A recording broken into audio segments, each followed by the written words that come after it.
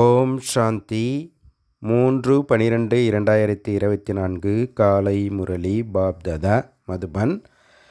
இன்றைய சாக்கார முரளியின் முக்கியமான கருத்துக்களை பார்க்கலாம். பாபா சொல்கிறாங்க, இனிமையான குழந்தைகளே, நினைவு யாத்திரையில் கவனக்குறைவாக சோம்பலாக இருக்காதீர்கள். நினைவின் மூலம்தான் ஆத்மா தூய்மையாக ஆகும். அனைத்து ஆத்மாக்களுக்கும் சேவை செய்து அவர்களை சுத்தமாக்குவதற்காக பாபா வந்திருக்கின்றார். பாபா கேள்வி கேட்குறாங்க, எந்த ஒரு நினைவு உள்ளவராக இருந்தோமானால் உணவு பானம் சுத்தமாகிவிடும். பதில் சொல்கிறாங்க பாபா, உண்மையான கண்டத்திற்கு செல்வதற்காக அல்லது மனிதரிலிருந்து தேவதையாவதற்காக நாம் பாபாவிடம் வந்துள்ளோம் என்ற நினைவு இருக்குமானால் உணவு பானம் சுத்தமாகிவிடும். ஏனென்றால் தேவதைகள் ஒரு பொழுதும் அசுத்தமான பொருளை உண்ண மாட்டார்கள்.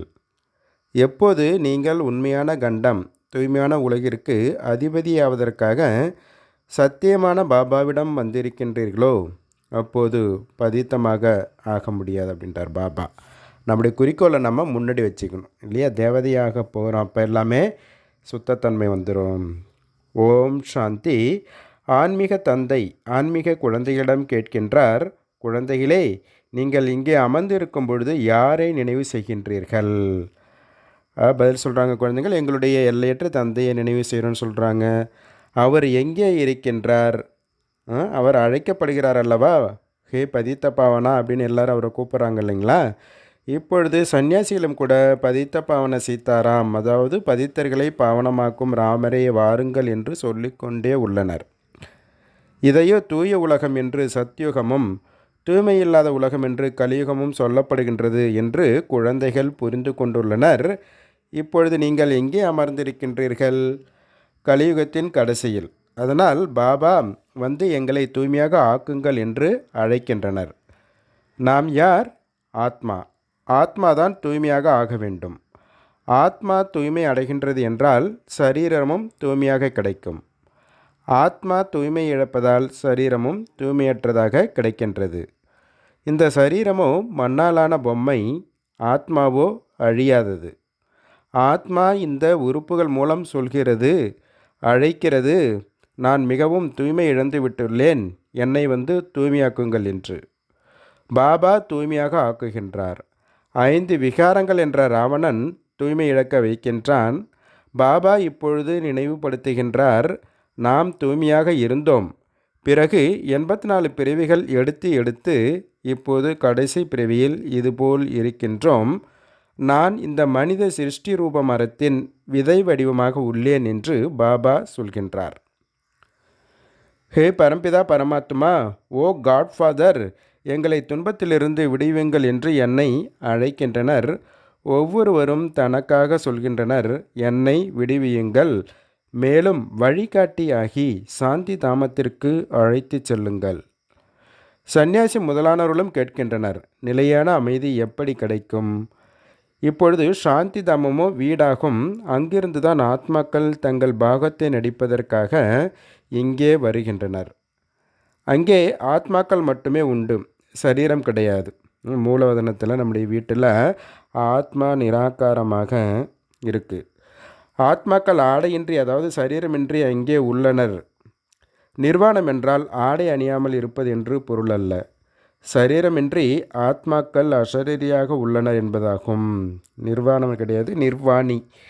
சப்தமற்ற உலகத்தில் ஆத்மா ஆடை இல்லாமல், சரீரம் என்ற ஆடை இல்லாமல் நிராகாரமாக இருக்குது. பிறகு சன்னியாசிகள் அதை தவறாக புரிந்து கொண்டுள்ளார்கள். பாபா சொல்கின்றார், குழந்தைகளே, ஆத்மாக்கள் நீங்கள் அங்கே மூலவதனத்தில் சரீரமின்றி இருக்கின்றீர்கள். அது நிராகாரி உலகம் என சொல்லப்படுகின்றது அப்படின்றார் பாபா. பாபா சொல்கிறாங்க, அங்கே இப்படி நோய் என்பதே இருக்காது. அதாவது சொர்க்கத்தில் பெயரே சொர்க்கம், எவ்வளோ நல்ல பேர் இல்லைங்களா? சொன்னாலே மனம் வந்து குஷி அடைந்து விடுகின்றது. கிறிஸ்துவுக்கு 3000 ஆண்டுகளுக்கு முன்பு சொர்க்கம் இருந்தது என்று கிறிஸ்தவர்களும் சொல்கின்றனர். இங்கோ பாரதவாசிகளுக்கோ எதுவும் தெரியாது. ஏனென்றால் அவர்கள் அதிகமான சுகத்தை பார்த்துள்ளனர் என்று சொன்னால் துக்கமும் அதிகமாக பார்த்து கொண்டுள்ளனர். தமோபிரதானமாக ஆகியுள்ளனர். 84 பிறவிகளும் இவர்களுக்குத்தான்.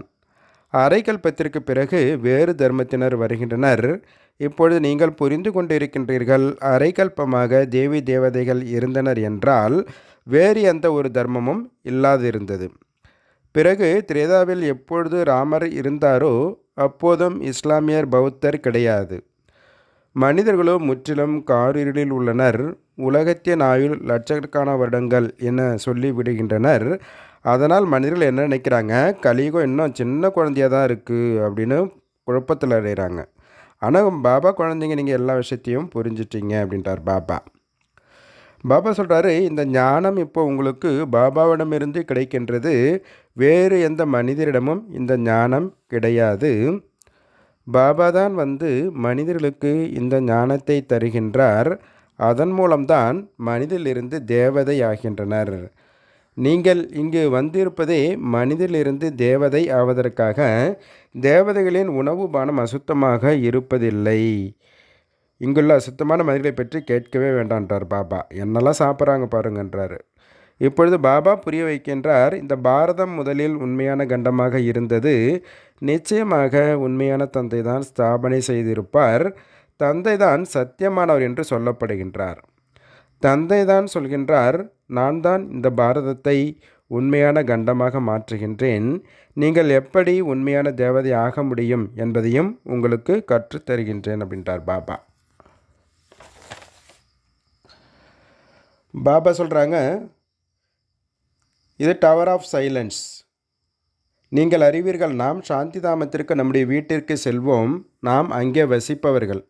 பிறகு இங்கே சரீரத்தை எடுத்து பாகத்தை நடிக்கின்றோம். குழந்தைகளுக்கு முதலில் இந்த நிச்சயம் இருக்க வேண்டும். எந்த ஒரு சாது சன்னியாசியும் நமக்கு படிப்பு சொல்லித்தரவில்லை. இந்த தாதாவோ சிந்துவில் வசிப்பவராக இருந்தார். ஆனால் இவருக்குள் யார் பிரவேசமாகி பேசுகின்றாரோ அவர் ஞான கடலாக இருக்கின்றார். அவரை யாரும் அறிந்திருக்கவே இல்லை. காட்ஃபாதர் என்று சொல்லவும் செய்கின்றனர். ஆனால் அவருக்கு பெயர் வடிவம் இல்லை என சொல்லிவிடுகின்றனர். அவர் நிராகார். அவருக்கு எந்த ஒரு சர்வீரம் கிடையாது. அதனால் சர்வியாபி அனைவருக்குள்ளும் இருக்கிறார் என சொல்லிவிடுகின்றனர். ஒவ்வொருக்குள்ளரையும் ஆத்மா அமர்ந்துள்ளது. அனைவரும் சகோதர சகோதரர்கள் இல்லையா? பிறகு எல்லா இடத்திலும் பரமாத்மா எங்கிருந்து வந்தார்? பரமாத்மாவும் இருக்கின்றார், ஆத்மாவும் இருக்கிறது என சொல்ல மாட்டார்கள். பரமாத்மாவாகிய தந்தையை அழைக்கின்றனர். பாபா தூய்மை இல்லாதவர்களாகிய எங்களை தூய்மையாக ஆக்குங்கள். இந்த தொழில், இந்த சேவை செய்வதற்காக நீங்கள் என்னை அழைக்கின்றீர்கள். எங்கள் அனைவரையும் சுத்தமாக்குங்கள். தூய்மையல்லாத உலகத்தில் எனக்கு அழைப்பு விடுகின்றீர்கள். பாபா, நாங்கள் தூய்மை இல்லாதவர்களாக உள்ளோம் என சொல்கின்றனர். பாபாவும் தூய்மையான உலகத்தை பார்ப்பதே இல்லை. பாபா எனக்கு அந்த அதிர்ஷ்டம், தூய்மையான சரித்திரத்துடைய அதிர்ஷ்டம் இல்லைன்னு சொல்லிட்டு கூட பிறநாளுக்கு முன்னாடி சொன்னார். இப்பொழுது இந்த ராவண ராஜ்யம் விநாசமாகிவிடும். மற்றபடி ராஜயோகம் கற்றுக்கொள்ளும் நீங்கள் போய் ராஜாவுக்கெல்லாம் மேலான ராஜாவாக ஆகின்றீர்கள். உங்களுக்கு கணக்கற்ற தடவை கற்று தந்திருக்கின்றார். இன்னும் 5000 ஆண்டுகளுக்கு பிறகும் உங்களுக்குத்தான் படிப்பு சொல்லித் தருவார். சத்தியுக திரேதாவின் ராஜதானி இப்பொழுது ஸ்தாபனை ஆகி கொண்டிருக்கின்றது.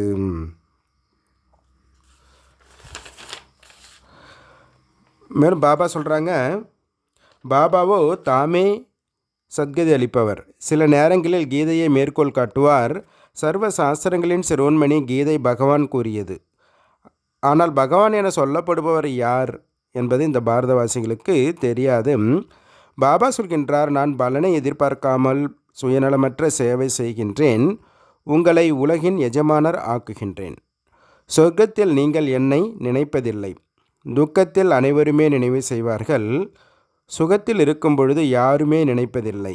இது சுகம் துக்கத்தின் விளையாட்டு என சொல்லப்படுகின்றது. சொர்க்கத்தில் வேறு எந்த ஒரு தர்மமும் இருக்காது. அவை அனைத்தும் பின்னால் வருகின்றன. நீங்கள் அறிவீர்கள், இப்பொழுது இந்த பழைய உலகம் விநாசமாகிவிடும்.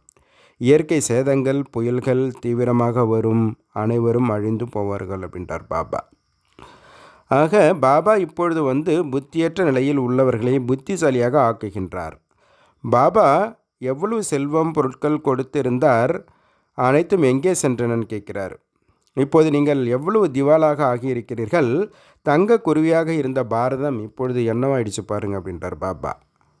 இப்பொழுது மீண்டும் பதித்த பவனர் பாபா வந்துள்ளார். ராஜயோகம் கற்பித்து கொண்டிருக்கின்றார். அது ஹடயோகம், இது ராஜயோகம். இந்த ராஜயோகம் இருவருக்குமானது. அதாவது ஆண் பெண் 2 பேருக்குமே இந்த ராஜயோகம் கற்றுக்கிறாங்க. அந்த ஹடயோகம்ன்றது ஆண்களுக்கு மட்டுமே கற்றுக்கொள்கின்றனர். இப்பொழுது பாபா சொல்கின்றார், புருஷார்த்தம் செய்யுங்கள், உலகத்தின் எஜமானராகி காட்டுங்கள் அப்படின்றார். இப்பொழுது இந்த பழைய உலகத்தின் விநாசமோ நடைபெறத்தான் போகின்றது. இன்னும் கொஞ்சம் சமயமே உள்ளது. இந்த யுத்தம் கடைசி யுத்தம். இந்த யுத்தம் தொடங்கிவிட்டால் நிற்காது. எப்பொழுது நீங்கள் கர்மாதித் அவஸ்தா அடைகிறீர்களோ, சொர்க்கத்திற்கு செல்ல தகுதியுள்ளவர்களாக ஆகின்றீர்களோ, அப்பொழுதுதான் இந்த யுத்தமானது ஆரம்பமாகும். பாபா பிறகும் சொல்கின்றார், நினைவு யாத்திரையில் கவனக்குறைவாக இருக்காதீர்கள். இதில்தான் மாயா தடைகளை ஏற்படுத்துகின்றது. பாபா தாரணிக்கான முக்கிய சாரம் சொல்கிறாங்க. ஃபஸ்ட்டு பாயிண்ட்டு, பாபாவிடம் நல்ல விதமாக படித்து முதல் தரமான மலராக ஆக வேண்டும். முள் நிறைந்த இந்த காட்டை மலர்களின் தோட்டமாக ஆக்குவதில் பாபாவுக்கு முழு உதவி செய்ய வேண்டும். 2வது பாயிண்ட்டு, கர்மாதித்த நிலையை அடைவதற்கு மற்றும் சொர்க்கத்தில் உயர்ந்த பதவிக்கான அதிகாரம் பெறுவதற்கு நினைவு யாத்திரையில் ஈடுபட்டிருக்க வேண்டும். கவனக்குறைவாக இருந்துவிடக்கூடாது. பாபா இன்னைக்கு வரம் கொடுக்குறாங்க. தனது நெற்றியில் எப்பொழுதும் தந்தையின் ஆசிகளின் கரங்களை அனுபவம் செய்யக்கூடிய மாஸ்டர் விக்ன விநாசகர் ஆவீர்களாக. விநாயகருக்கு விக்ன விநாசகர் என்று கூறுகிறார்கள். யாரிடம் சர்வ சக்திகள் உள்ளனவோ அவர்களே விக்ன விநாசகர் ஆகின்றார்கள். சர்வ சக்திகளை காலத்திற்கேற்ப காரியத்தில் ஈடுபடுத்தினீர்கள் என்றால் தடைகள் நிலைத்திருக்க முடியாது. எவ்வளவு ரூபங்களில் மாயை வந்தாலும் கூட நீங்கள் நாலெட்ஜ்ஃபுல் ஆகுங்கள். ஞானம் நிறைந்த ஆத்மா ஒரு பொழுதும் மாயையிடம் தோற்று போக முடியாது. நெற்றியின் மீது பாப்தாதாவின் ஆசிகளின் கரங்கள் இருந்தது என்றால் வெற்றி திலகம் இடப்பட்டு கொண்டே இருக்கும். பரமாத்மாவின் கரங்கள் மற்றும் பரமாத்மாவின் துணை விக்ன விநாசகர்களாக ஆக்கிவிடுகின்றது. ஸ்லோகன் சொல்கிறாரு, சுயம் தங்களுக்குள் குணங்களை தாரணை செய்து மற்றவர்களுக்கு தானம் செய்பவர்களே குணங்களின் மூர்த்தி ஆவார்கள். நல்லது. ஓம் சாந்தி, ஓம் சாந்தி, ஓம் சாந்தி. நன்றி பாபா.